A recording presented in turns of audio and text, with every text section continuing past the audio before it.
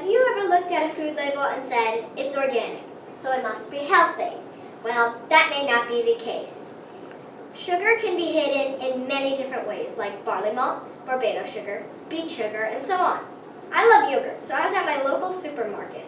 I always buy specific brands of yogurt, but because of this topic, I decided to check the food label, and there was so much sugar.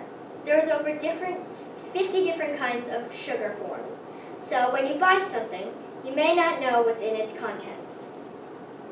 Artificial flavorings like blue 1, blue 2, yellow 6, and benzodine can cause lots of sicknesses, which include cancer. So I went to my school nurse. She said that throughout the years, dyes have multiplied, and now there are tons and tons more. Dyes forming sections are typically made from a steel called tool steel. Well, that leads me to my next question. Is food coloring unhealthy for you? There is no strong evidence that food coloring is bad for you, except for benzodine and other specific kinds.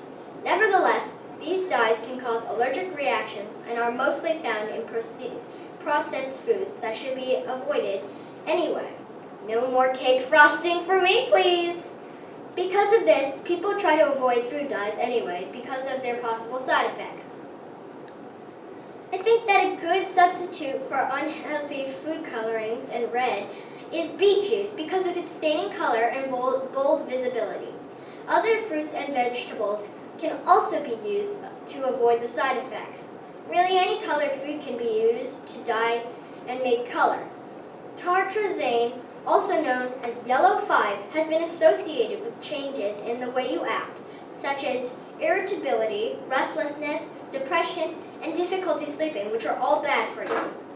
Let me tell you some food dye substitutes that are natural. You can make food dyes at home, and it's really quite simple.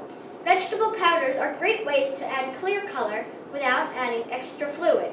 So, if you want a deep red, you can use beet juice or beet powder. But be aware that beet juice gives a lighter color than the powders. Pure pomegranate juice and red raspberry puree will also work. Now to make pink, pure beet juice, like I said before, gives a lighter color than red, so that'll work. Or pure raspberry juice and pure cranberry juice are also great. Now to make orange, you can use pure carrot juice or carrot powder. Again, the powder will be darker than the juices. There's also paprika too. Yellow is made with fresh turmeric juice, ground turmeric, and saffron. Let me tell you a little secret. That's the most pricey of the yellows. To make green, use parsley juice, parsley powder, spinach powder, or wheatgrass, which I have a lot of at my house. The organic way to make blue is to use blue butterfly pea powder or red cabbage juice.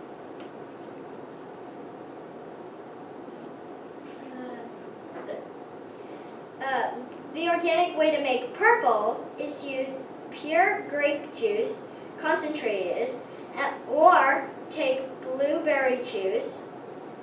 And here's one more way. Add lemon juice to blue butterfly pea powders juice, which will give you a purple color. Here are some ways to make colors that are not in the rainbow. Tan can be made with very small amounts of cocoa powder, very small. Or you can use the edible bentonite clay powder, which you should use very sparingly.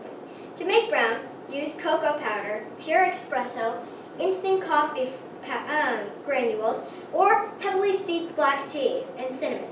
And finally, to make black, use squid ink, black cocoa powder, or activated charcoal powder. And yes, I know you might be thinking, is that safe?